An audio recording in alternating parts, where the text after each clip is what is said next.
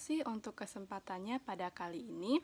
Hari ini kita akan membahas tentang dampak negatif dari pernikahan anak. Menurut WHO, pernikahan anak itu salah satu bentuk kekerasan seksual. Definisi pernikahan anak itu terjadi apabila salah satu pihak belum memenuhi syarat untuk menikah. Salah satu syaratnya adalah berusia di atas 18 tahun. Kenapa pernikahan anak itu termasuk kekerasan seksual? Karena kalau teman-teman tahu nih, untuk membedakan aktivitas seksual biasa dan kekerasan seksual adalah adanya persetujuan. Tanpa adanya persetujuan, yaitu termasuk salah satu kekerasan seksual. Sedangkan anak yang menikah di bawah 18 tahun itu aja belum memiliki KTP. Jadi kan mengherankan ketika mereka melakukan pernikahan tersebut. Di Indonesia, praktik pernikahan bukan hanya masih ditemukan, tapi masih tinggi. Menurut UNICEF, banyak anak perempuan yang sudah menikah di Indonesia menduduki peringkat nomor 8 sedunia dengan angka mencapai 1,4 juta anak. Dan pada tahun 2017, sekitar 14% perempuan menikah sebelum usia 18 tahun dan 1%-nya perempuan menikah sebelum usia 15 tahun. Itu di Indonesia saja. Banyak banget dampak-dampak yang akan terjadi dari pernikahan anak tersebut. Salah satunya dampak kesehatan fisik. Menurut studi yang pernah dilakukan, dampak kesehatan fisik dari pernikahan anak itu adalah resiko kanker serviks yang lebih tinggi. Yang kedua, mengalami infeksi menural kesehatan seksual. Ketiga, resiko kematian saat persalinan yang lebih besar dan resiko komplikasi kehamilan seperti anemia, hipertensi, dan aksemsia. Laporan dari girlnotbrides.org menyatakan bahwa pernikahan anak membuat anak menjadi aktif secara seksual di usia di mana mereka belum siap secara fisik maupun mental. Tentunya juga menjadi aktif secara seksual dapat meningkatkan kemungkinan terjadinya kehamilan anak.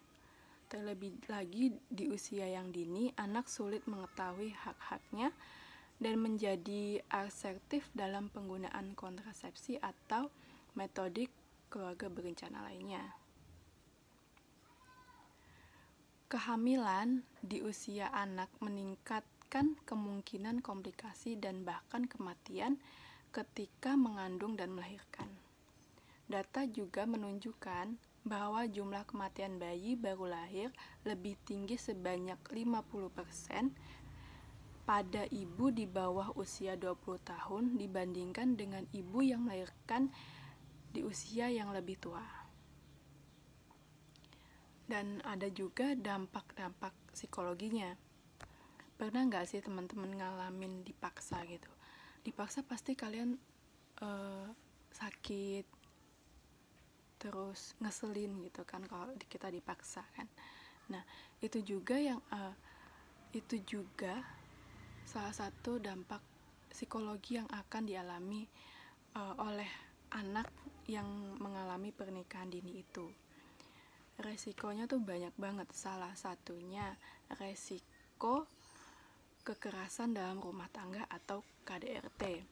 Anak perempuan yang menikah di bawah 18 tahun memiliki kemungkinan besar lebih tinggi untuk mengalami KDRT sebanyak 50%. Yang kedua, tingkat depresi dan kecemasan yang lebih tinggi. ketiga, resiko lebih besar memiliki pemikiran mengenai bunuh diri. Dan keempat, kesejahteraan hidup yang lebih tinggi. Kenapa pernikahan anak dapat menyebabkan, sebenarnya itu hal yang tidak membingungkan. Mengapa pernikahan anak dapat menyebabkan kondisi-kondisi psikologi yang tadi kita sudah sebutkan. Seorang anak yang dipaksa untuk menikah harus melepaskan kebebasannya, dan seringkali rencana-rencana masa depannya dan impiannya yang untuk sekolah tinggi, mencapai cita-citanya itu menjadi runtuh, menjadi hilang begitu saja karena paksaan dari pernikahan tersebut gitu. Dan bukan hanya dampak kesehatan fisik dan psikologi yang akan dialami oleh anak tersebut, tapi juga dampak ekonomi. Dampak ekonominya itu seperti yang diteliti oleh seorang peneliti yang dilakukan di 15 negara pada tahun 2015 menunjukkan kerugian apa saja yang dialami oleh anak yang mengalami pernikahan anak tersebut, baik dari pihak anak, negara maupun masyarakat secara umum. Pernikahan anak itu alasan nomor 1 mengapa anak tidak melanjutkan pendidikan. Jadi kita nggak heran ketika dewasa pendapatan perempuan yang mengalami pernikahan anak itu rata-rata lebih rendah daripada yang tidak mengalami. Nah,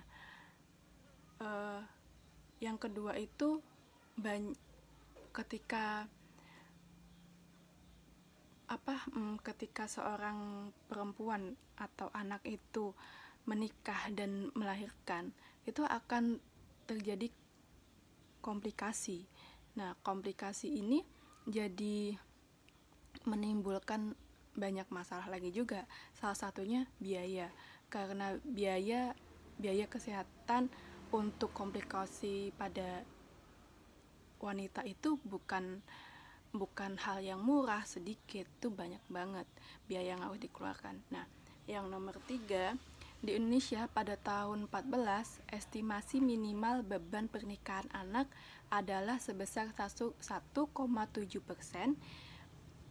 produk domestik bruto alias GDP tahun tersebut, dan jumlahnya mencapai $15 miliar. Wow, itu biaya yang banyak sih. Bahkan kalau pernikahan anak dihapuskan, estimasi pendapatan dan produktivitas yang bisa dipakai mencapai $20 miliar.